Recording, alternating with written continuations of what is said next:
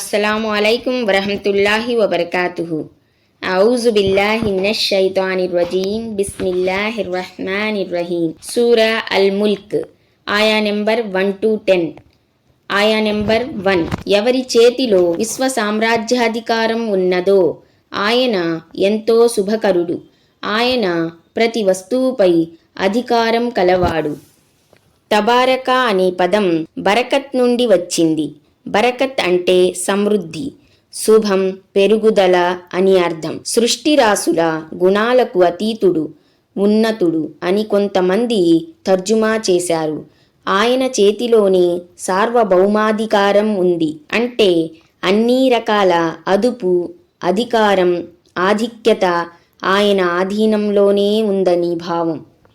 ఆయన ఈ విశ్వ వ్యవస్థలో ఏం చేసినా చెల్లుతుంది.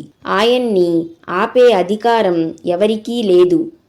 ఆయన ఒక రాజును ఫకీరుగా మార్చగలడు, ఫకీరును రాజుగా మార్చగలడు. ధనికుణ్ణి దరిద్రుడుగా మార్చగలడు, దరిద్రుణ్ణి ధనికుడుగా మార్చగలడు. ఆయన ప్రణాళిక రచనలో ఎవరూ జోక్యం చేసుకోలేరు. ఆయా నెంబర్ 2. మీలో మంచి పనులు చేసే వారెవరో పరీక్షించే నిమిత్తం ఆయన చావు బతుకులను సృష్టించాడు. ఆయన శక్తిశాలి, క్షమాశీలి కూడాను. ఈ ప్రాపంచిక జీవితాన్ని ఎవరు సద్వినియోగం చేసుకుంటారో ఆయన చూడదలిచాడు. ఎవరైతే దీన్ని విశ్వాసం, విధేయతల కొరకు ఉపయోగిస్తాడో అతని కోసం మంచి ప్రతిఫలం ఉంది. ఇతరులకు శిక్ష పడుతుంది. రూహ్, ప్రాణం అనేది ఒక కనిపించని వస్తువు. దానికి శరీరంతో సంబంధం ఏర్పడితే ఆ శరీరం జీవం గలదిగా భావించబడుతుంది. దేహంతో దాని సంబంధం తెగిపోయిన నాడు ఆ దేహం నిర్జీవంగా ఉండిపోతుంది. ఆయా నెంబర్ 3. ఆయన ఒకదానిపై ఒకటిగా సప్తాకాశాలను నిర్మించాడు. ఓ చూచేవాడా, నీవు కరుణామయుని సృష్టి ప్రక్రియలో ఎలాంటి అస్తవ్యస్తతను కానలేవు. కావాలంటే మరోసారి దృష్టిని సారించి చూడు. నీకేమైనా లోపం బీటలు వారినట్టు కనిపిస్తుందా? అంటే ఏ లోపం గాని, క్రమరాహిత్యం గాని, వంకరతనం గాని వాటిలో కానరాదు.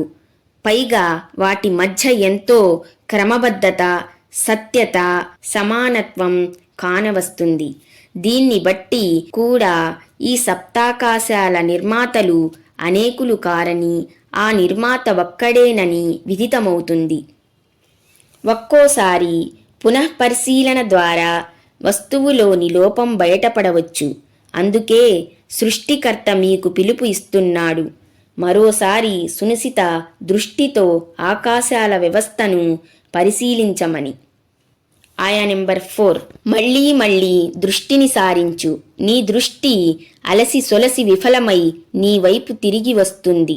దేవుడు తన ఏకత్వాన్ని, బ్రహ్మాండమైన పనితనాన్ని, తిరుగులేని అధికారాన్ని స్పష్టపరచటానికే ఈ విధంగా మాటిమాటికి సవాలు విసిరాడు. ఆయా నెంబర్ 5. నిశ్చయంగా మేము భూమికి సమీపంలో ఉన్న ఆకాశాన్ని దీపాలతో, నక్షత్రాలతో ముస్తాబు చేశాము. ఇంకా వాటిని, ఆ దీపాలను శైతానులను తరిమికొట్టే సాధనాలుగా చేశాము. శైతానుల కొరకైతే మేము మండే నరకాగ్ని శిక్షను కూడా సిద్ధపరిచి ఉంచాము. ఈ వాక్యంలో నక్షత్రాల 2 ఉద్దేశాలు వివరించబడ్డాయి. ఒకటి, ఆకాశాలకు అలంకరణ, ఎందుకంటే అవి దీపాల మాదిరిగా వెలుగొందుతూ ఆకాశానికి శోభనిస్తాయి. 2, శైతానులు ఆకాశాలపైకి వెళ్ళి అక్కడి విశేషాలను రాబట్టదలిస్తే అవి వారిపై విరుచుకుపడతాయి. నక్షత్రాల ద్వారా చేకూరే 3వ ప్రయోజనం ఏమిటంటే సముద్రాలలో, ఎడారి ప్రదేశాలలో రాత్రిపూట వాటి ఆధారంగా మార్గం కనుగొనబడుతుంది. ఆయా నెంబర్ 6. తమ ప్రభువును తిరస్కరించిన వారికి నరకయాతన తథ్యం. అదెంత చెడ్డ గమ్యస్థలం. ఆయా నెంబర్ 7. వారు అందులో పడవేయబడినప్పుడు దాని వికృత గర్జనను వారు వింటారు. అది ఉద్రేకంతో ఉడికిపోతూ ఉంటుంది. షహీహ్ అని అనబడింది. గాడిద తొలిసారి గాండ్రించినప్పుడు వచ్చే ధ్వనిని షహీహ్ అంటారు. ఈ ధ్వని పరమ రోతగా కర్ణ కఠోరంగా ఉంటుంది. నరకం కూడా గార్ధావం మాదిరిగా అరుస్తూ పొయ్యిపై ఉన్న కుండ ఉడికినట్లుగా ఉడుకుతూ ఉంటుంది. ఆయా నెంబర్ 8. ఆగ్రహంతో బ్రద్దలైపోయినట్లే ఉంటుంది. అందులో ఏదైనా ఒక సమూహం పడవేయబడినప్పుడల్లా దాని రక్షకులు వారిని ఉద్దేశించి, ఏమిటి, మీ వద్దకు హెచ్చరించే వారెవరూ రాలేదా అని అడుగుతారు. కోపం కొద్దీ అది పగిలి ముక్కలైపోతుందా అన్నట్లే ఉంటుంది. అవిశ్వాసులను, పాపాత్ములను చూసినప్పుడు దాని ఆగ్రహం కట్టలు తెంచుకుంటుంది. ఆనాడు దేవుడు నరకానికి ఆ మేరకు చైతన్యాన్ని ఇస్తాడు. నరకానికి ఈ పాటి స్పృహను ఒసగటం దేవునికి ఏమాత్రం కష్టతరం కాదు. మీరు నరకానికి ఎందుకు ఆహుతి అవుతున్నారు? దైవశిక్ష గురించి భయపెట్టే ప్రవక్త ఎవరూ మీ వద్దకు రాలేదా? ఆయా నెంబర్ 9. ఎందుకు రాలేదు? హెచ్చరించే వాడొకడు వచ్చాడు, కానీ మేమే అతన్ని ధిక్కరించాము.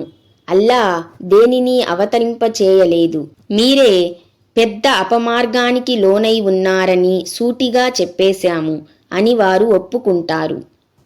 అంటే మేము మా వద్దకు వచ్చిన ప్రవక్తల మాట వినలేదు, పైగా వారిని త్రోసిపుచ్చాము, దైవ గ్రంథాలను అశాంతం నిరాకరించాము, ప్రవక్తలే పెడదారి పట్టినారని తెగేసి చెప్పాము అని వారు అంగీకరిస్తారు.